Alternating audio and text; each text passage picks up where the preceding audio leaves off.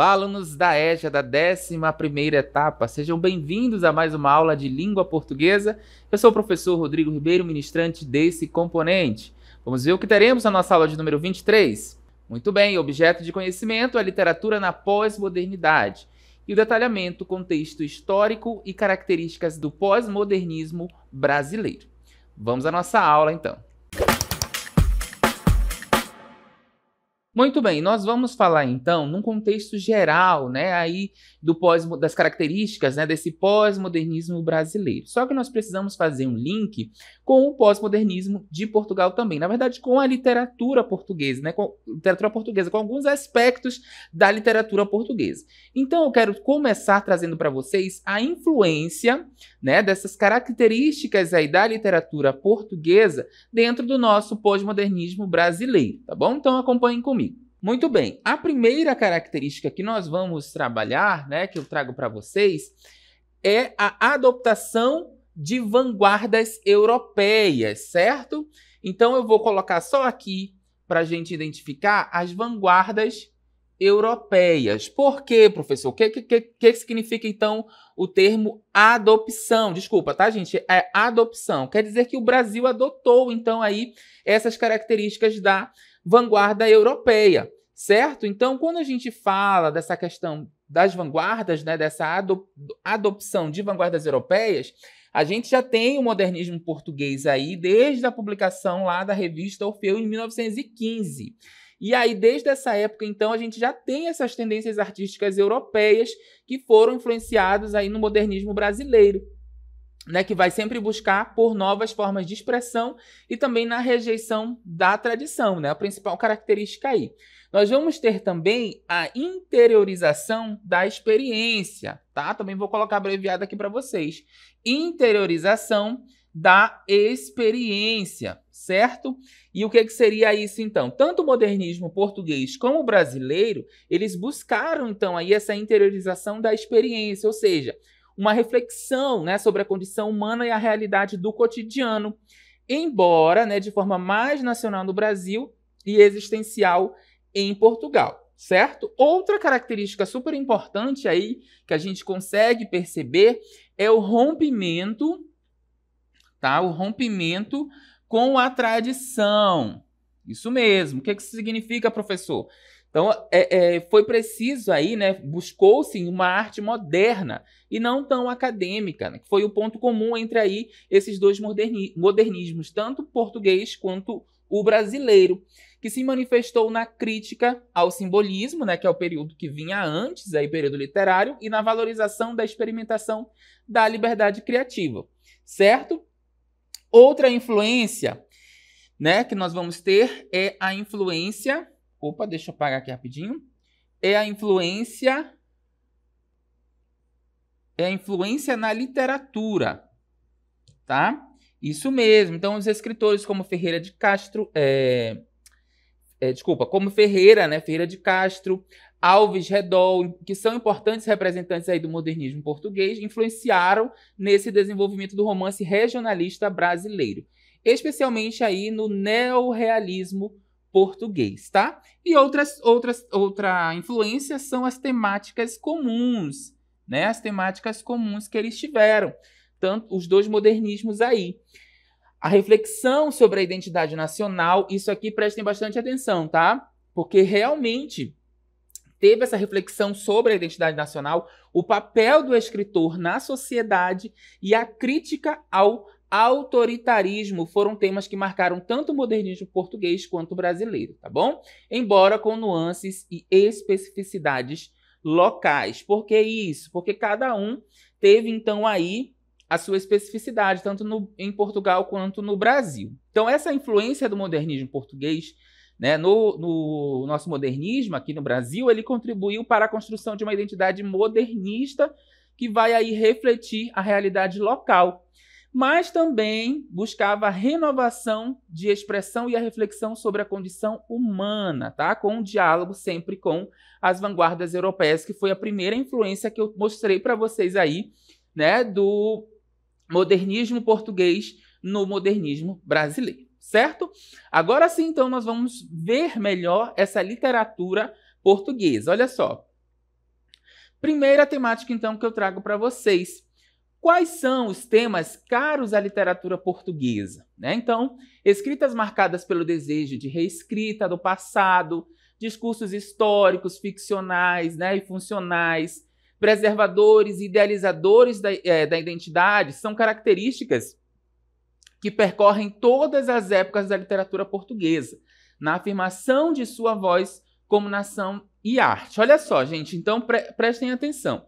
Nós estamos falando, né, de temáticas que são importantes aí à literatura portuguesa. Então, sempre você vai ver essa questão, né, da reescrita do passado, né, português, dos discursos históricos de ficção, né, dos preservadores, dos idealizadores de uma identidade característica, né, de Portugal.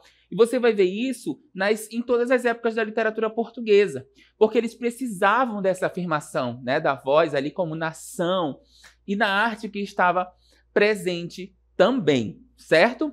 Continuando, a questão da origem, então, aí, né, também é uma temática bem importante. A questão da origem de Portugal, das guerras, né, e personalidades que compõem esse imaginário também sempre foram recorrentes e presentes na literatura até os dias atuais. Se você pegar, então, aí essa questão, né, das temáticas, né, da literatura portuguesa, você vai ver que até hoje nós ainda temos essa questão da origem, né, de sempre estar relembrando a origem ali de Portugal, né, das guerras, quantas personalidades nós tivemos aí também, né, na relação ali de quando eles chegaram ao Brasil. Toda essa parte ela vai compor, então, esse imaginário, né, que sempre está presente aí. Então, nós temos várias personalidades, por exemplo, José Saramago, nós vamos ver daqui a pouquinho. Vasco da Gama, né? Quem nunca ouviu falar de Vasco da Gama? Lídia Franco, nós vamos falar também daqui a pouco. E Rosa Mota, que são algumas personalidades que sempre vão estar presentes aí também, né, nessa literatura portuguesa, certo? E Portugal, né? Nós temos, então, o país, né, Portugal, e essa contemporaneidade. Vamos trabalhar, então, um pouco de contexto da relação Portugal e o contemporâneo, ok? A ditadura salazarista, né, e aí eu trago para vocês o que seria, então, esse salazarista ou esse salazarismo, né? É o que nós chamamos de Estado Novo, que foi um regime político que governou Portugal durante 41 anos, tá? De 1933 a 1974. Foi um regime autoritário e totalitário, liderado, então, por Antônio de Oliveira Salazar, por isso o nome, então, salazarista, tá bom? O fim da guerra, né, das guerras coloniais e o regresso de residentes das antigas colônias, os chamados retornados, foram os impulsadores de muitas narrativas, olha só, narrativas contemporâneas sob diversas nomenclaturas de tipos de escritas. Essas ficções traziam para si o encargo de colocar ao mundo e aos próprios portugueses as vozes de sua especificidade identitária, tá? Testemunhos aí de uma memória que não adormece.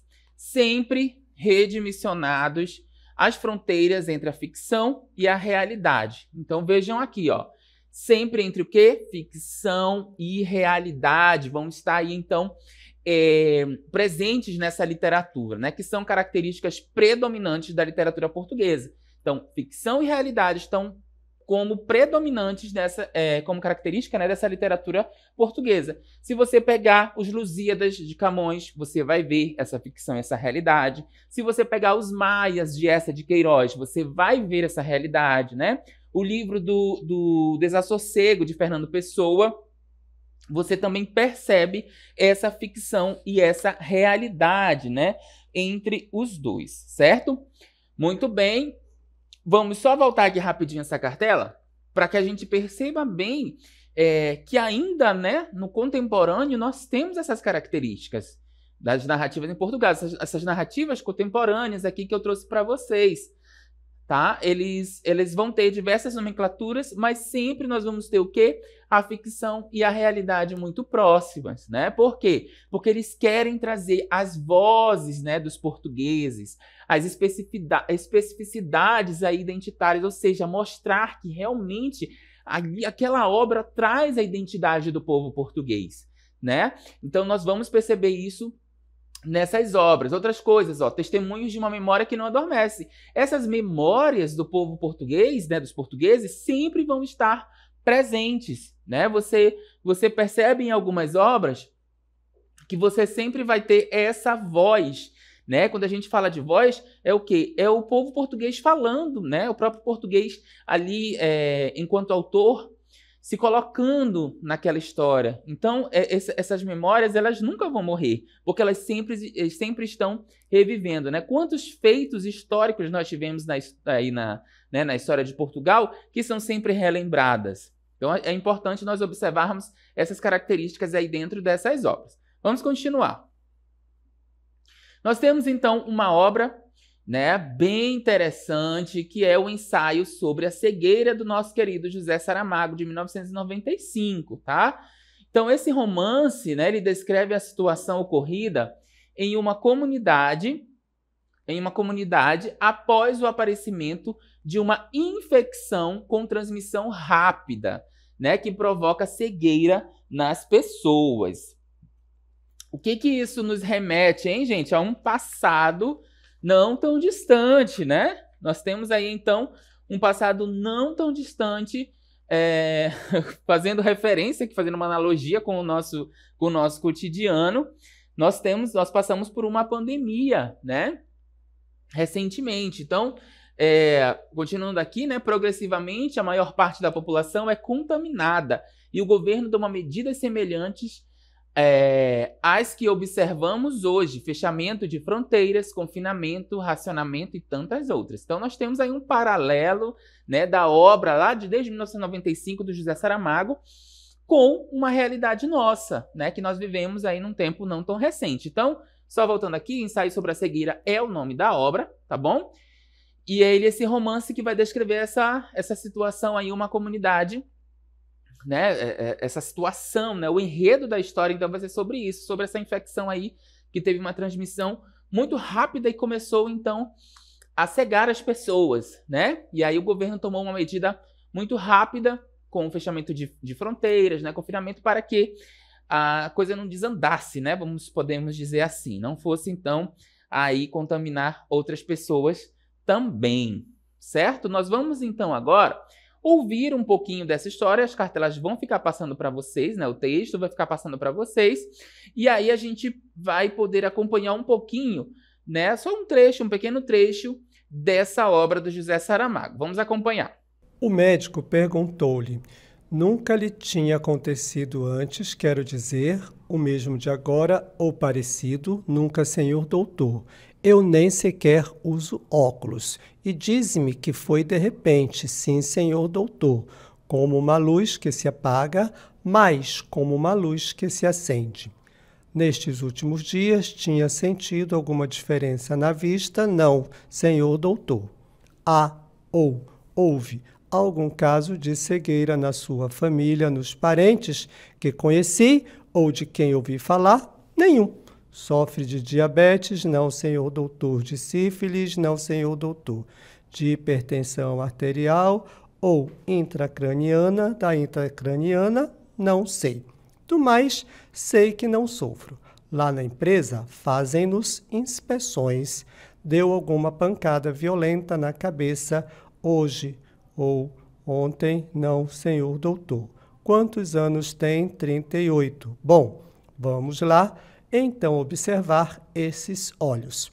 O cego abriu-os muito, como para facilitar o exame, mas o médico tomou-o por um braço e foi instalá-lo por trás de um aparelho que alguém com imaginação poderia ver como um novo modelo de confessionário, em que os olhos tivessem substituído as palavras, com o confessor a olhar diretamente para dentro da alma do pecador. Apoie aqui o queixo, recomendou, mantenha os olhos abertos, não se mexa.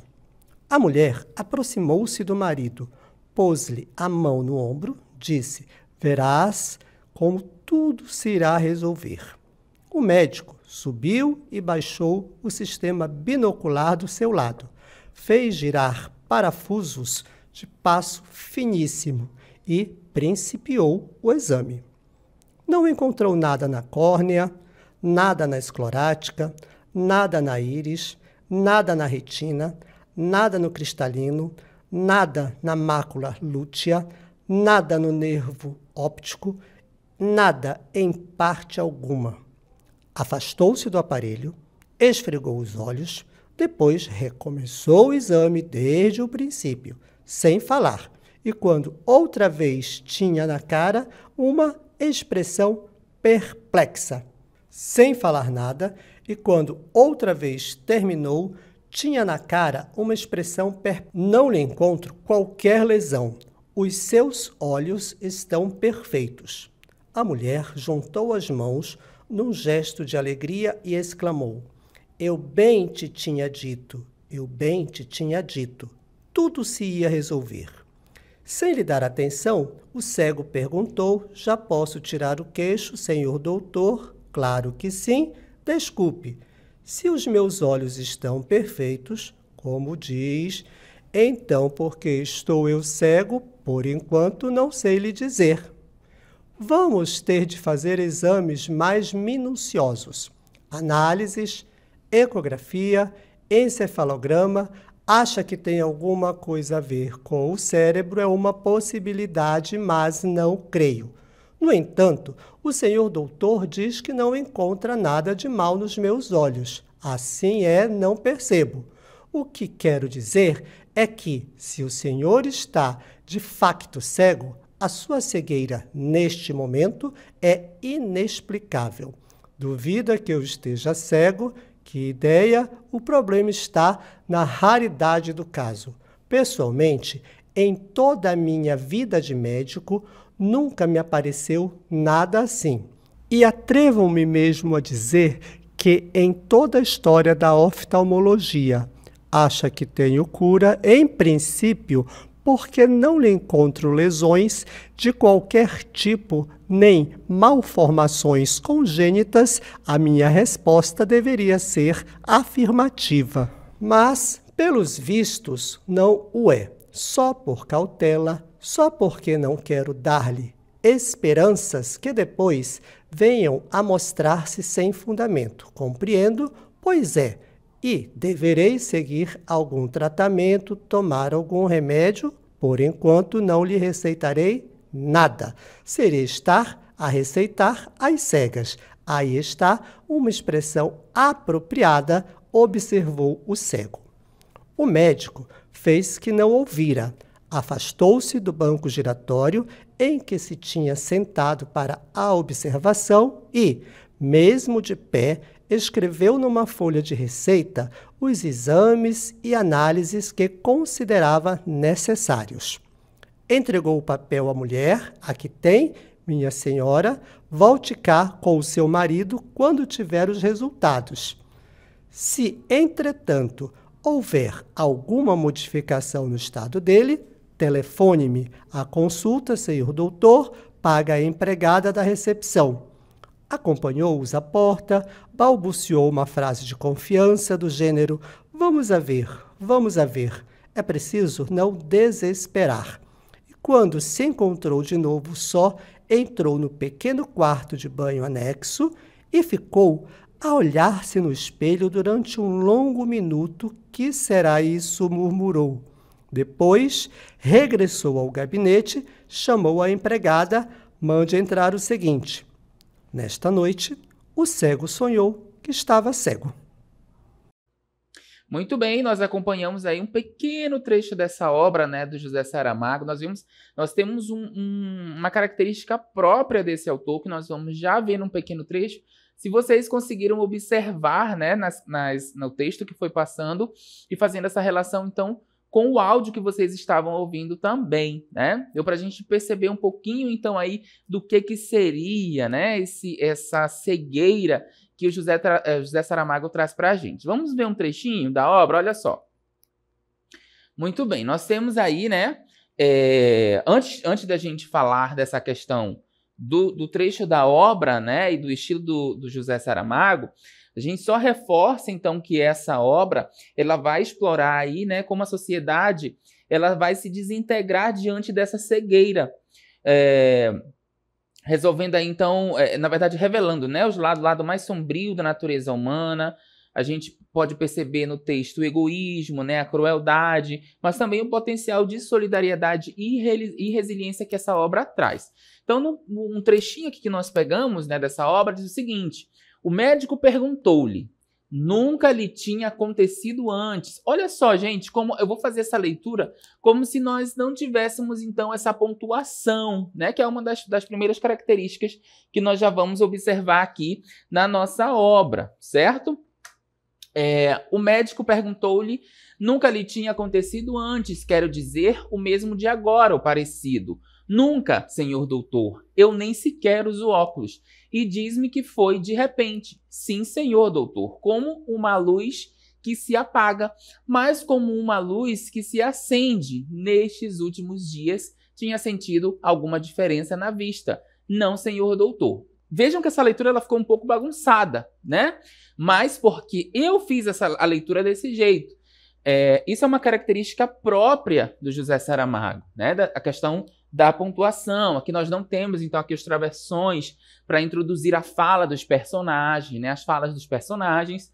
Então, são características muito próprias dele. O texto é muito bom de se ler, né? E a própria intenção que nós damos aqui no momento da leitura, ela já mostra essa questão da pontuação. Então, vamos aqui, ó, o estilo de José Saramago. Exatamente. Então, ele utiliza-se de parágrafos extensos. Os parágrafos são muito extensos, né? Formados por períodos também muito longos, além de diálogos organizados de modo contínuo. Vocês perceberam aí que a fala tanto do médico, né, do doutor, quanto do paciente, a gente só percebe ali pela questão das letras maiúsculas que vão diferenciar. Mas nós não temos uma pontuação específica que introduz a fala desses personagens. Então, essas falas elas são organizadas de modo contínuo, certo? Então, com as falas dos interlocutores separadas por vírgulas, cujos inícios são identificados apenas por letras maiúsculas, que eu acabei de falar para vocês, sem a utilização de pontos de exclamação ou interrogação. Vamos voltar lá no texto? Olha só. O médico perguntou-lhe, né? Aqui poderia vir 2 pontos e o quê? Uma aspas, que vai ser a introdução da fala, até mesmo travessão. Ó. O médico perguntou-lhe, nunca lhe tinha acontecido antes, né? Quero dizer, o mesmo de agora, ou parecido? Temos a fala aqui do médico. E aí ele responde, poderíamos ter um travessão. Nunca, senhor doutor, eu nem sequer uso óculos. E diz-me que foi de repente. Aí aqui nós temos a fala do personagem, né? Do paciente, e diz-me que foi de repente. Né? Outra fala do doutor. E ele responde, sim, senhor doutor. Como uma luz que se apaga, mas como uma luz que se acende. Outra fala, nestes últimos dias tinha sentido alguma diferença na vista? Uma interrogação. Não, senhor doutor. Então vejam como, né, o sinal de pontuação ele faz diferença também aí nessa fala, né, nesse texto de José Saramago. Gente, mas não vamos, por favor, assassinar a obra de Saramago, pelo amor de Deus. Isso é apenas um exemplo para mostrar para vocês, né, como que funciona então aí o estilo que é muito próprio do nosso José Saramago. Certo? Muito bem, vamos continuar a nossa aula então. Esse estilo, né, de José Saramago, ele pode levar percepções equivocadas, né, ou reduncionistas, que podem levar os leitores a pensar que se trata de uma escrita que não respeita regras. Acabei de falar para vocês, né? A gente estávamos de repente ali machucando, né, a obra de José Saramago.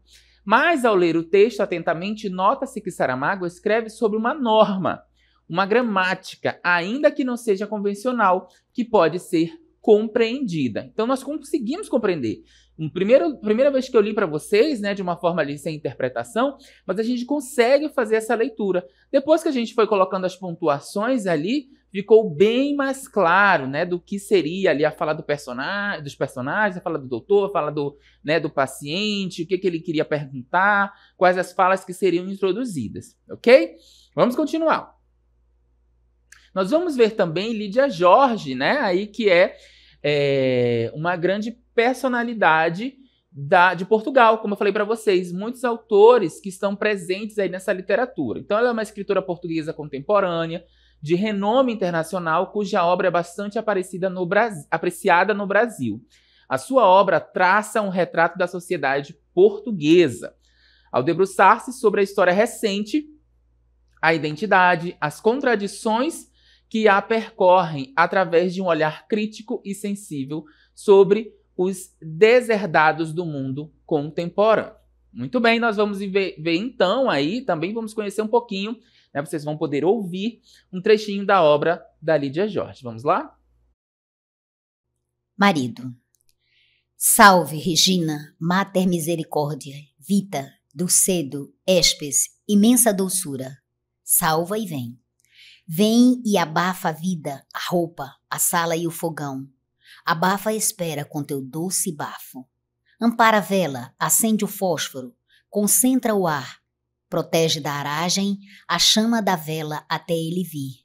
Abafa o som, protege o som da ira dos inquilinos até ele tocar. Esconde-te, invisível, acocora-te, Vita, advocata, Mãe Suprema, minha Regina, para que não me deslargues, não desesperes, não me desconfines. Por que esperas? Abre as asas e protege já, protege de seguida, protege contínuo, sem intervalo, sem desfalecimento. Protege desde hoje, desde ontem, desde as 2, desde as 10 da noite, desde as 5. Protege abaixo, protege alto, protege depois, protege hora, dentro de 2 minutos, daqui a 2 horas. Protege à tarde, et nunca, et sempre, et amanhã, et seculorum, bem como agora e na hora da nossa morte. Amém. Protege-a bem, protege a ela e ao marido dela. Protege o marido da porteira até às 7. Muito bem, vimos então aí a obra Marido, né, da Lídia Jorge, certo? Nós vimos então, ela é uma escritora contemporânea, uma escritora portuguesa contemporânea, e nós podemos perceber características também aí, né, fazendo esse paralelo. Lembra quando eu falei do modernismo português, né, com o modernismo brasileiro? Nós vimos ali alguns temas que são caros à literatura portuguesa, e a Lídia Jorge ela consegue trazer também na sua obra contemporânea, né, assim como José Saramago. Continuando falando da nossa autora, né, escritora, vamos lá. A pergunta resulta muito difícil porque eu não passo aí, é uma entrevista com ela, né? Eu não parto do princípio de que vou defender um certo tipo de mulher, exatamente porque a minha perspectiva não é militante. Nem a condição feminina ocupa um lugar determinante na escolha da narrativa. A condição das mulheres surge integrada na condição humana para responder à questão. Preciso de pensar nos meus livros como se fossem objetos exteriores. Fazendo um balanço, então, eu talvez possa dizer que procuro e defendo sobretudo as mulheres que têm sabedoria. E como? Através de um ponto de vista privilegiado. Gosto que sejam elas a olharem o mundo, a determinarem a narração, a criarem os juízos de valor sobre outras figuras, certo? Então, temos aí a Lídia Jorge falando dessa questão do texto, né, Maridos.